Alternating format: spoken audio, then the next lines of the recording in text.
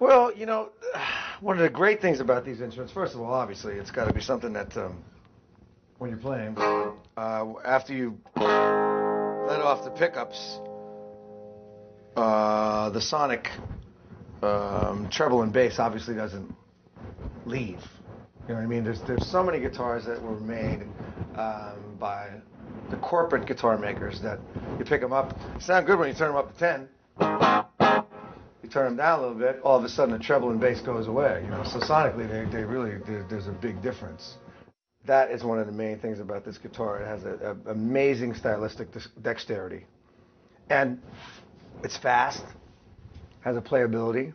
That was another thing. You know, I don't have the biggest hands in the world, so I wanted something that had a big playability. You know, I don't have the Stevie Ray Vaughan fingers, but I'd like to sound like him if I could.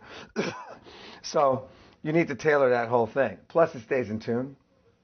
You know, and on certain other models, we needed to put the Floyd in it, which is a very, very important thing.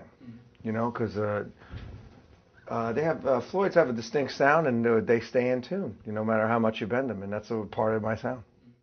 And this is one styling-ass guitar.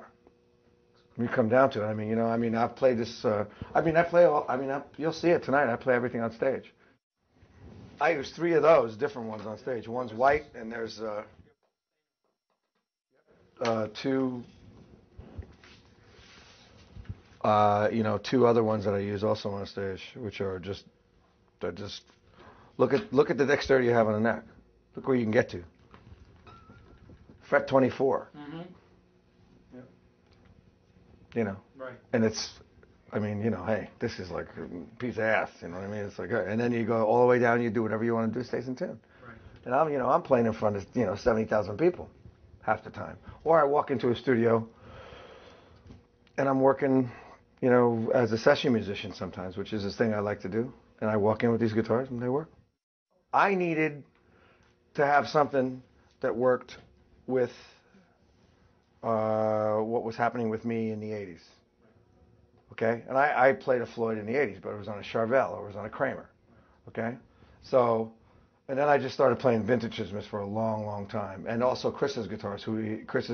He started to evolve himself as a guitar builder. And then I got to a point where I said, okay, now I need another guitar that's going to stay in tune and give me what I need from that particular sound. And actually Chris said, yeah, why don't you try one of these? This is a new Floyd, you know? And then they got in cahoots, and that's what happened. Still using the 5.9, one of many that he has. Great. We got that. Is this the one from Norman's? No, actually we picked this one up in England. Where'd you get it? We picked this one up in England. In England? So we use this for some strange tunings that we need for certain songs. We call this one the beater. That's in a different tuning? What is that in? Come on. I can't tell you that, Rob. Jesus Christ. What song is it used on? We use this in, when we open the show for Last Man Standing. Oh. This guitar here is probably the only Fender that we have out here, and this was made by a gentleman by the name of Ronnie Pena and purchased. Is he at the custom shop? Yes. He designed this for Richie. He laid this out for Richie. Ronnie Pena is an excellent luthier and builder for the Fender custom shop. So we use this for Have a Nice Day. There's 2 different tunings for that too. Right. This here's another guitar I built for Rich. Right. It's a Swain Dash slab, neck through. Wow. When did you build this one? I built this, we were doing the Brigada shows. Oh, so this is recent. Yeah, this is a Rose of the Mountain fingerboard, so it's half and half. It's another prototype. What gave you the inspiration for the fretboard? I also work with Michael Tobias, MTD, build basses with him, and we got some of this wood in, and it really laid out well for 5-string basses, and I went, you know what, I'd really like to try a guitar with that.